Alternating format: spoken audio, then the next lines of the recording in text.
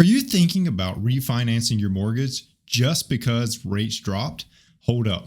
Refinancing isn't always about the money saver it seems. In today's episode, we are diving into the do's and the don'ts of refinancing, when it's a smart move and when it could cost you more than you think. Whether you're looking for lower payments, shorten your term, or just make the best financial choice, I've got the insights today that'll help you decide if refinancing really makes sense for you right now. Let's break it down as we discover more about this refinancing option. Let's go. Welcome to the Financial Mirror. Where future success is reflected in our knowledge of fixing the one thing we can control, ourselves. Welcome to the Financial Mirror, and thanks for joining me today as we continue to work to improve the one thing that we can control, ourselves. Here at the Financial Mirror, it is not about the numbers and spreadsheets alone, but about transforming and educating you on money so that you can make smarter financial decisions.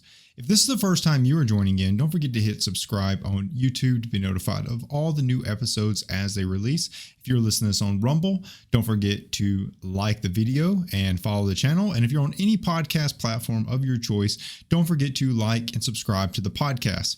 So many people think that just because interest rates drop, it's automatically a smart financial move to refinance. But as with most financial decisions, it is a bit more complex than that. Right now, interest rates are sitting around an average of about 6.51% as of right now in November 2024, which leaves some people that a few months back even could have been like, is now a time to refinance? Or maybe we were a few months back and rates were lower, like when we were in COVID or whatever the case is. We saw rates spike up to over 8%, and many could have bought a home then. So you're looking at it and you're like, 6.51% over my current 8% loan. Should I refinance? Well, the answer depends on several key factors that we will unpack today. So let's first dive into the actual cost of refinancing and why it's so important to understand them before making a decision. When you think about refinancing, the first thing is refinancing is not free, right? It's not free financing. It is refinancing. There are upfront costs involved, often between 3 to 6% of the loan amount, when you actually are going to start your refinance. Refinancing costs typically include things like your application fees, could be something like the mortgage, the property appraisal fee, or a loan origination fee, or something of that nature. Maybe you even have to do an inspection or something, that costs there, title search and title insurance, like all these different fees add up. And, the loan origination fee kind of being the most, being kind of that on average, looking at around 1% of the loan principal. So think about that as terms of how much your loan is. So if you've got a $300,000 loan, you're dropping $3,000 just in your loan origination fee. And that's not including things like the mortgage application fee, which is another on average $235, or a property appraisal fee averaging about $480. All of these things add up. They truly, truly, truly add up. But many people actually forget that those existed, right? Because you paid all that when you originally bought your home. So when you're refinancing, you're like, oh, all I need to pay for is the refinance and this magical number of refinance costs, whatever that is. And you're not expecting to be much. Some people even walk into a refinance and are not expecting to pay anything because potentially their seller, when they bought their home, maybe the seller paid all the closing costs and they don't even know that there's costs that come with the loan itself. All of these things could be new, but I need you to remember there are costs to refinancing. So with these costs in mind, I want to explore when refinancing is actually a smart move for your financial future, because not always is it a smart move. One of the main reasons that people refinance is to lock in a lower interest rate. That is probably the number one reason that people do it. The question is, though, how much of a reduction actually makes a difference? How much of a reduction should it be before you actually think about, oh, I should refinance? In general, if you can reduce your interest rate by 1 to 2%, refinancing may be worth considering, right? 1 to 2% refinancing may be worth considering, because this can translate to things like lower monthly payments or substantial long-term interest savings if you can reduce your interest rate by that 1 to 2%. So I've got some examples I'm going to go over today, but refinancing to your lower interest rate can be a smart choice if it also can shorten your payment schedule. So I want to think through this. I want to show you some visuals that can definitely help walk through how just that simple 1 to 2% reduction can save you a lot of money. And we're going to go over some various methods. And in the end, I hope that you kind of have a good idea of what that looks like. So a couple different kind of starting points is we're going to look at how interest rate reduction helps, how you can utilize that for changing loan terms. We're going to look at it from a sense of when does refinancing just not make sense, and then finally look at it from a sense of looking at a break-even analysis so you can start to understand how to do this math for yourself to see if it makes sense, if that's something that you are considering. So the first place that I want to jump into is just talking about simply is I have a,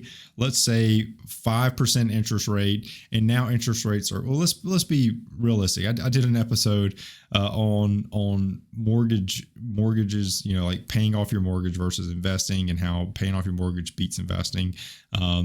Very, controversial video, I guess you could say, because so many people are adamant about investing, 8% return versus the 4% mortgage. Anyways, go watch the video. If I'll put a link to it in the description. Go watch the video if you're interested about why paying off your mortgage beats investing. However, this is about refinancing your mortgage, and you're still got your mortgage, and what can you do to put yourself in the best financial situation with the mortgage that you have. So I want to look at this is calculator.net. They've got a really good, easy to use calculator. Bankrate has one, Zillow has one, Fannie Mae has one. Like all these people have refinance calculators. I just thought that calculator.net was the easiest for you to really understand and just take a peek at. So the first thing is I changed this to is I know the original loan amount, because I just want to kind of stick to that, not how much you get to put time remaining as your loan term. But let's just say, for instance, that we had I just want to show you what a 1 or 2% reduction in interest rate could do. So let's say you bought a $400,000 house, you did a 30-year mortgage, and you bought that, let's say 2 years ago, and your interest rate was, I think 7% is a good percent. So 2 years ago, 2022, I think interest rates were probably much lower than that. I think they were down around like 2022, around like 5%-ish. So let's say that, let's do 29 years. So let's say last year they were up about 7%. So $400,000 loan 1 year ago. $400,000 loan 1 year ago. Let's say that the new loan term is also 29 years, which is the exact same we have now, but you can drop to a 6%. We're not going to do any points. $300,000 or $400,000 loan, we're probably looking at about, let's say $5,000 for the cost and fees. That gives us about the $4,000 loan origination, and let's say $1,000 in additional fees. $5,000 cost and fees, 1% reduction in interest rate. And we can hit calculate and see that this will drop our monthly payment about $257. it will save us about $84,000 in savings, and for a $5,000 upfront cost, and our break-even point is 16 months. So after 16 months, we will have recouped our $5,000 upfront refinance cost back. So you can see here, a 1% return or 1% drop in rate is pretty good. Now, what about a 6.5%? That 0.5%? Still pretty good. Break-even point still pretty distant. 31 months isn't terrible, but definitely not that great. Just about 3 years, and only about $130 a month in savings. And you can kind of play with this and just see where this break-even point happens. 61 months now, but anyways, only $17,000 in lifetime savings. So you start looking at, does it actually make sense? And we're just plugging numbers away to see, does it actually make sense? But that shows you that, even just a minor 1% drop in interest rate can definitely play a huge role in how much you can save on your mortgage rate. So while lower rates are attractive, refinancing might mean resetting the clock, going back to 30 years. For some cases, people tend to do that. I'm going to talk about that in a little bit. But what about shortening the clock? What about reducing the loan term? That's another area that people don't consider. But refinancing doesn't just mean getting a lower rate. It could also mean you take that opportunity to get the lower rate and shorten the term of your loan. This brings you closer to your financial freedom faster and saves you a ton of money in interest. Refinancing to a 15 or 20-year mortgage instead of our 28-year mortgage in the example could save you thousands and thousands of dollars in interest, right? Thousands and thousands of dollars. So, I tell everyone a 15-year fixed rate mortgage should be the goal, because they are much better in terms of getting that house behind you. I don't think people like to hound and say that paying off a mortgage is just about emotional freedom and having freedom from the mortgage and that it's this emotional gain that you get, but that's not really the case. When most people spend 30 to even 40 and 45% of their income per month on their home. When you can free up 30 to, let's just say 50%, rounding numbers, 30 to 50% of your income, your annual income, when you can free that up and start investing, I promise you, you will gain wealth faster. You will build all that time back. I guarantee you will. You're investing like truckloads of money versus pennies. People that fight the investing over paying off mortgage, they're talking about pennies. They're talking about I'm investing this extra $100. If you can get rid of your mortgage, you will open up thousands of dollars in your check, going straight to investing if you so choose. Right? You will build wealth. I guarantee it. But when you think about it, we want to get rid of the mortgage as fast as possible. So when we think about refinancing from that lens, there's an opportunity that we can not just refinance for the lower payment or the reduced interest rate, the 1 to 2%, but we can also take into account, where can I save money on interest in the long run? So let's say we go back to that $400,000 loan, and we still have, our original was 30 and we have 28 remaining, and we said this was 7%. What if our new loan term we did was 20 years? We dropped 8 years off and we still got that 6%. Still had the $5,000 in fees, no cash out amount, no points. Let's see what this looks like. Please provide a positive year and month value. Oh, I guess I need to do this. Cool. So this one, we dropped 8 years off of our mortgage. With that 1% change in 1% change in our interest rate, we dropped 8 years off of our mortgage. Woo! Look at that. Our new lifetime savings is $215,000. Before, just to remind you, we were at $79,000. So if we take that opportunity, so in this case, our monthly payment would have gone down $252. But if we drop that 8 years in addition to our interest rate, our payment does go up about $150 a month, but we save an additional $100,000 in interest. Our break-even point drops 2 months, so just over a year we break even. But you're breaking even on interest. Remember that, because your monthly payment is going up. Keep that in mind. You're breaking even on interest, but $220,000 is what we overall save, plus the $5,000 that we had to put up in capital to get there, right? So the $215 is that lifetime savings, but we dropped 96 months off of our loan, right? Bananas, totally bananas. What a great feeling to take not just the 1% interest rate drop, but let's pay the extra $150 a month and let's get out of this loan faster, right? What a beauty. Most people don't do that though. Most people don't take that opportunity.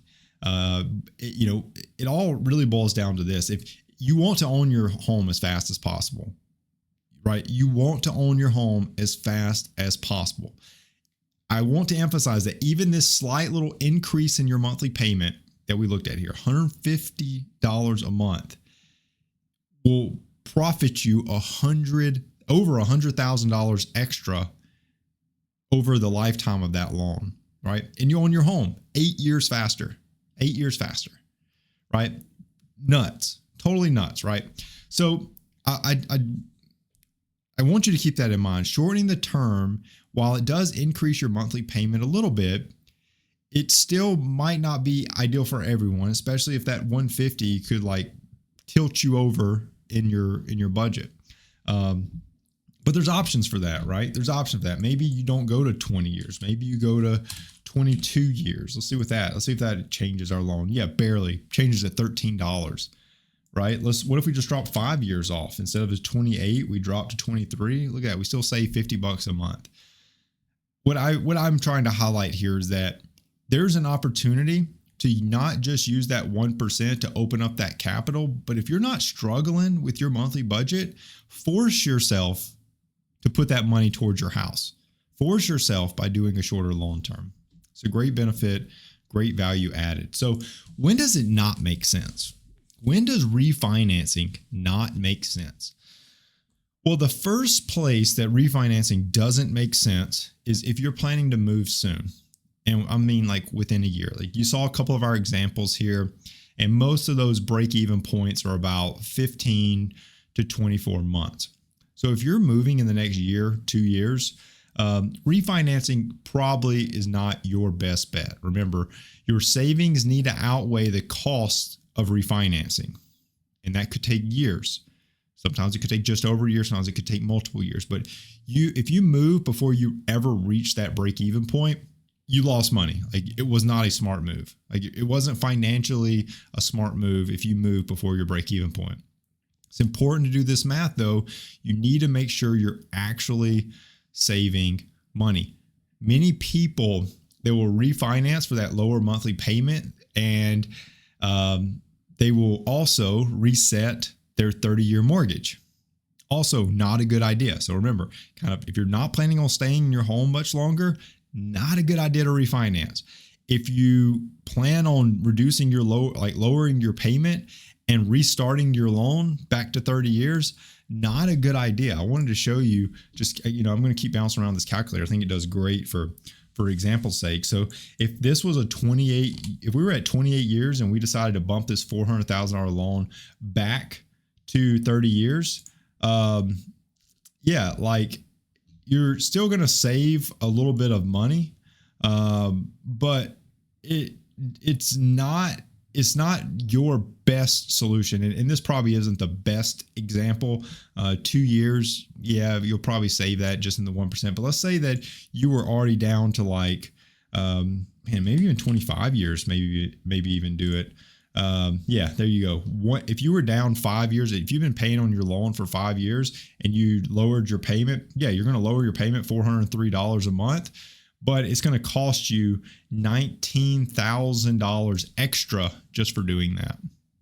Over the course of the loan, it's going to cost you $19,000 extra. So that's probably the better example. If you just got your loan 2 years ago, I don't think many people would. I don't even think many loan officers would help like push you to originate back, or you can do a new loan at 30 years. I don't know. Maybe they would. I don't know. 28 years. You're 2 years into your loan. Like you're just now, figuring out where all the creaks in the floor are. Like, I mean, that loan's still fairly fresh, but just one little area is if you plan on restarting your loan back to 30-year mortgage, please don't refinance. Like if you refinance for a lower payment and you reset to a 30-year mortgage, you will actually end up most of the time paying more in interest in the long run, even if the rate's lower. So take a look, use this calculator, see is it worth it, plug your numbers in. You will pay extra in interest if you do that. So that's two main courses where it's never a good idea. And then the other main course is if you plan on doing a cash out refinance where you're going to take money out of your equity and into cash, like $20,000 or something like that. People will do that a lot for paying off like other debts, like credit cards and student loans and things like that. Also not a great idea. You just end up having one gigantic refinance mortgage that makes you draw out all of your debts to pay off longer, right? Because now they're just tied into your house. So I hope you see that refinancing is not ever a good idea for those things. Like if you're doing it and you're planning on moving soon, not a good idea. If you're doing it and rolling back to a 30-year mortgage, not a good idea. If you're doing it to try to pay off additional debts, like doing a cash out refinance, not a good idea. So if you're thinking about it for those reasons, just kind of squash it. Do it for one of these other reasons. So if refinancing isn't always the answer, how do we make sure it makes sense for your specific situation? So I do want to show you and kind of walk through one example of how you can do a break-even analysis for yourself, because the break-even point is the point at which what you're going to save by refinances covers the cost of the refinance. Remember, like we're talking like the $5,000, $6,000, maybe $7,000, depending on the price of the home, right? If you're in $1 million home, like you're going to pay more in closing costs in that loan origination. So you need to figure out what is your overall cost to refinance, and then you can use that to see what is your break-even point. What is your break-even point? Refinancing costs usually don't include things like property tax, mortgage insurance, home insurance, all those things. So the key point though is to figure out, you can talk to a loan originator, a loan officer, and see what is kind of the overall closing cost that it would take to refinance your mortgage. But that's a good example. So just for the sake, I do want to walk through a real example so you can see what this looks like. So I'm going to use this example, and we're going to call it Jeff and Kim. And let's say Jeff and Kim, they originally had a $450,000 mortgage. They did a 30-year mortgage, and they had a fixed interest rate of, let's just say they got it for 5%. And they've been paying on this for, let's say 10 years. They've been paying on this loan, $450,000 loan for 10 years. They have 20 years left. Mortgage rates drop and they see that, hey, mortgage rates are now 4%. Cool. And they say, I want to maybe I want to first see what is it going to save me if I just do another 20-year mortgage at 4%. Closing costs, we'll just say $6,000 just for easy math, because that's probably pretty close to what this would be. And let's calculate that. So they would save, in this example, their monthly payment would drop about $200 a month. They would overall save $41,000 in lifetime savings. And their break-even point, this is the point that you want to look at, is 20 months. So they could say, hey, do we plan on living in this house for the next 2 years? And if the answer is yes, they are hitting their break-even point, right? They're hitting their break-even point, and they're going to. It would be a good idea. There's benefit there. If it's worth it to consider. for this family, Jeff and Kim. It's worth it for them to consider. Now, let's also say, okay, what if they also wanted to drop this and they say, you know what, we're at 20 years, but we want to go a 15-year mortgage and we want to cut 5 years off of our payment. Well, we could calculate on that 15 years and you can see, hey, their monthly payment would go up. It would go up about $291. Just call it $300. It would go up about $300 a month. They would save about double the money, about $86,000 in savings with that new loan. They would pay their loan off 5 years faster.